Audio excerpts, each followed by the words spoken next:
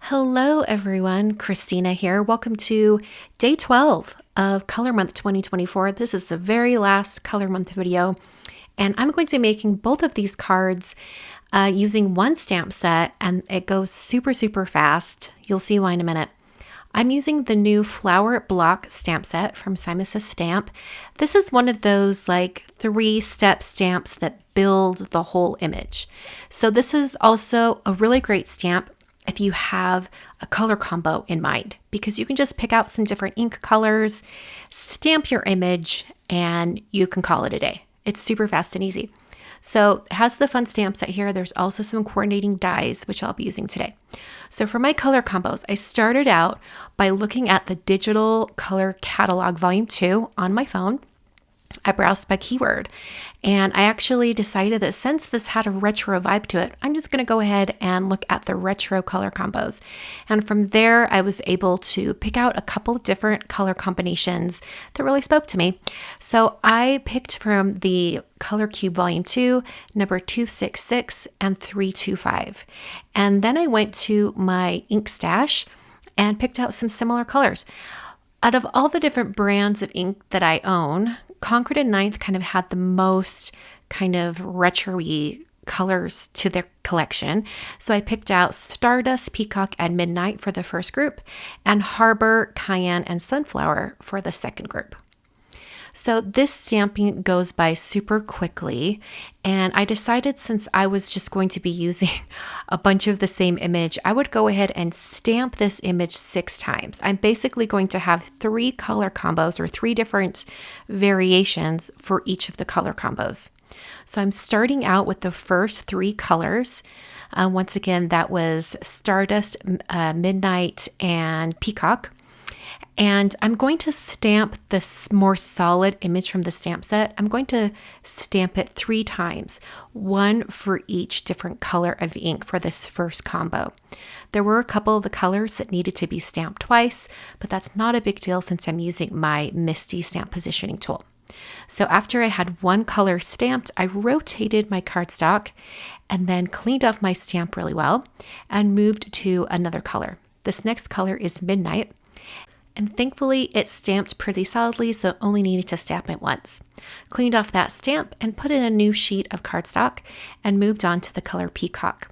Now I used 5x7 sheets of cardstock, but I definitely could have used something smaller and just stamped them side by side. At this point, I wasn't entirely sure what I would be doing with these images, and I thought I might need that additional space around them to stamp other things like greetings or who knows what. I wasn't sure what I was going to be doing, so that's why I'm sort of, quote unquote, wasting all of this space. I then went on to the color Sunflower and Cayenne, and the very last color in this color combo is a nice blue, so I already did Harbor. So I'm going on to the next image in the stamp set. In fact, I think it's the one on the far end of the stamp set, but I thought it would be a good one to stamp next and kind of figure out the flowers. So I moved on to other inks in each combo and just made sure to clean off the stamps in between each color and get a nice variation of color. So this first color combo was a little bit difficult because you'll notice right here that the blue flowers, like the Midnight color with that peacock background, Peacock and Midnight, unless they're very distinct in their shape, they can be, they don't always look quite as nice next to each other. You'll see that here in a minute. I think it was actually the Midnight background that was the issue, but you don't have to love every combo, and not every combo of colors is going to work in every, variation, every mix of how you use the stamp. So I'm going to move on to that third image, and I just took my time positioning each image because I was essentially going to be stamping it 6 times. And so I wanted to make sure that it was in the perfect spot. Here's the one that I didn't like as much, the Peacock leaves with the Midnight background. But we'll still use it on our final card here. I just wasn't sure if I loved it at this point. So I'm finishing up my first color combo, and I'm going to go on to the last one. And I really love the second combo with Cayenne, Sunflower, and Harbor. Such an unusual color combination, but it looks really great. And you know what? Especially on this Cayenne background one I'm stamping right now, it really makes me think of, a nice velvet couch in the 70s. I'm pretty sure someone's grandparents had that couch. I'm absolutely certain. I know my grandparents had one that was of a similar shade, and just this whole retro vibe is I just love it so much. So after I had all 6 of these flower blocks stamped, I then stamped 2 greetings. I figured I'd use each color combo on its own card. And then I used the coordinating dies to cut out both the flower blocks and also the greetings.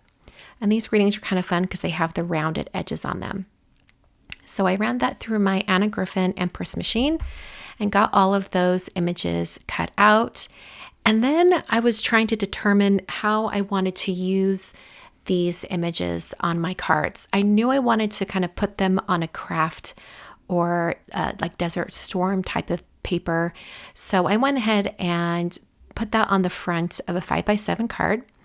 And for my first color combo, this is actually the second that I've been using, but I loved all 3 of these flower motifs, these flower blocks, so I put that on the card. And for this other one, I decided to omit that third one. I thought, oh, do I want to use it? I don't know. In the end, I decided to go ahead and kind of arrange these on the card where I was only using a small portion of that third one that wasn't my favorite. I'm still getting some use out of it, but it's not going to be the main star of the show. I used a T-square ruler to help me adhere all of the blocks to the card, especially for this first card where they're all in a row. And so I wanted them to look very nice and uniform going across the center of that 5x7 card base. I then cut down my foam tape so it was a very narrow strip of foam, and I put it on the back of each greeting. And then I held my greeting with my tweezers and then placed it directly over the top of this, the 3-row of flower blocks. For this other one, I staggered the images so that only a little bit of that third one would be shown. And I used the one end that I thought looked best with the larger flower. I then used my craft knife and T-square ruler to just lop off the extras that were kind of hanging off the edge. So here are my 2 cards for day 12 of Color Month. It has been such a blast for Color Month this month. I know a ton of you have loved it. I've heard that you love this whole concept. So even though this was Color Month 2024, don't be surprised if we have a Color Month 2024 Part 2 in the upcoming months. I think it would be really fun to revisit this, maybe heading into the holidays or something like that, and do all holiday combos. I don't know, maybe that's something for September or October before we start the holiday card series. Thanks so much for watching. I'll be back on Monday at 6 p.m. Mountain Time for my weekly live stream. Thanks for watching.